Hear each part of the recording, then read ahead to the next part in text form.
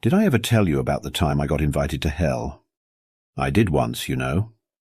A sapient creature made up of pure hellfire and radiation asked if I wanted to visit his home. Well, myself and the rest of the crew of the Distant Knowledge. Let me see if I can make you understand how problematic this would have been for us. This was a world where molten dihydrogen monoxide fell from the sky and pooled ocean-like over most of the surface of the land. And there was an atmosphere made up mainly of oxygen-2 and nitrogen-2, so hot that it had been boiled into vapor. Yes, vapor. I'm not making this up. Their planet is so close to their star that their life arose from carbon compounds, if you can believe it. Worse, they inhale the vaporized oxygen-2 and nitrogen-2 as a part of their life cycle. It turns my tentacles limp just thinking about it. I personally had trouble with the notion until I learned that their resting temperature is so high that they can melt dihydrogen monoxide at a touch, and in fact choose to ingest it on a regular occasion. It makes up the majority of their circulatory fluids. They do not consider it a mineral so much as a transitory material, more usually seen in its molten state.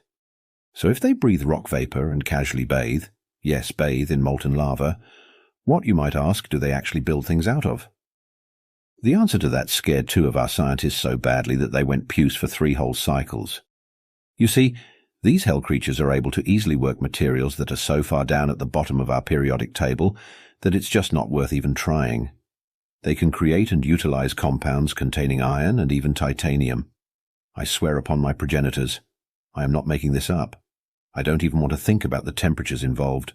Worse, their table also includes the forbidden materials. More of them than we'd ever expected to understand.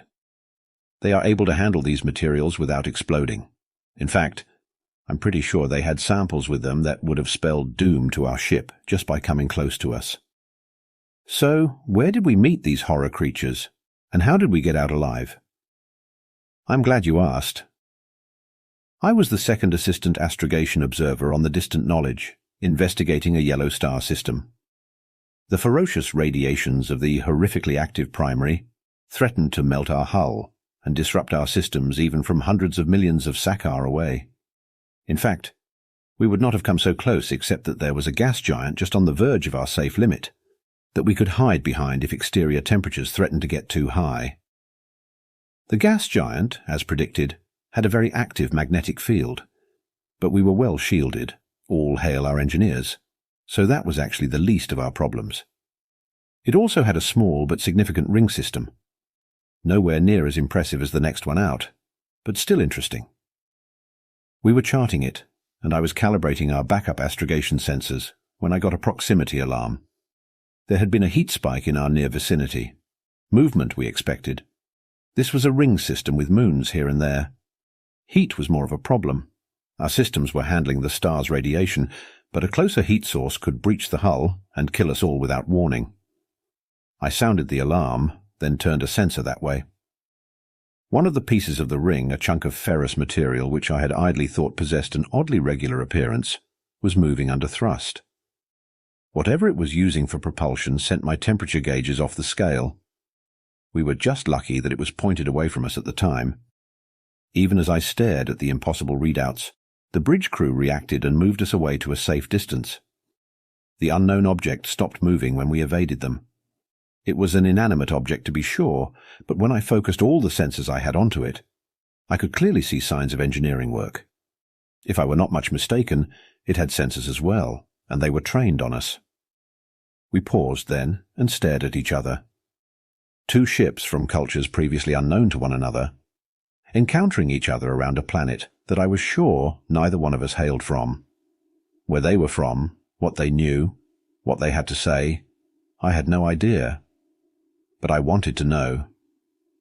Things got busy then. The scientists commandeered the sensors, searching every inch of the iron rock, as someone dubbed it, for any clue of its origins or intentions. We probed it with careful analysis beams, hoping not to provoke it into attacking.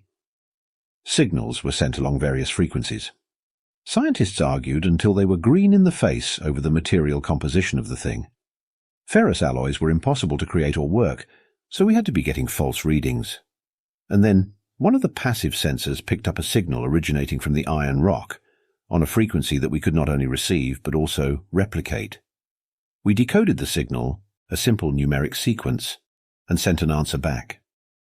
The excitement that permeated the distant knowledge was palpable. We were making first contact with a brand new culture, the first such in thousands of star cycles. Information began to flow back and forth, in a stream that deepened and widened with each new understanding. I was pressed into service, receiving the messages and passing them on, then recoding them to send back. And then we got images, aligning them with a true color image of the gas giant, nicknamed Red Spot for a giant cloud formation, gave us a picture of what these people looked like. They actually looked pretty interesting. Bipedal, which wasn't totally unusual. 2 limbs for ambulation, 2 for manipulation. Skin of a pinkish color that on you or me would indicate violent nausea, but was apparently normal for them. Extraneous growths on the front and top of the brain case, which was also not unusual. Exterior coverings which suggested they had imperfect internal temperature controls. We arranged for images to be sent back. I was one subject, and I was allowed to wear my graduate honor sash to show them our educational standards. It made me feel extremely strange to know that alien eyes, alien minds, would be examining an image of me. To them, I would represent our species. And then came the most amazing message. They literally invited us to visit their planet. I mean, you know how much of a trust thing that is. Even among the Concordat, member states would spend tens of solar cycles feeling one another out, before revealing where their home planets were. But here these people were, literally saying, "Would you like to come visit?" Would we? Of course we would. Besides, we'd collected all the data we really needed from this gas giant system. Getting away from that horrifically violent yellow star would make us all a lot happier. In all honesty, we wondered what kind of shielding system the Iron Rock had on board to let them just casually soak up all that deadly radiation without suffering multiple system failures. Their drive thrust should really have been a clue there, but we were too excited to see it for what it was. So we asked them where we would be going. Which star system was host to these new and exciting people? The answer stunned us all. This one right here.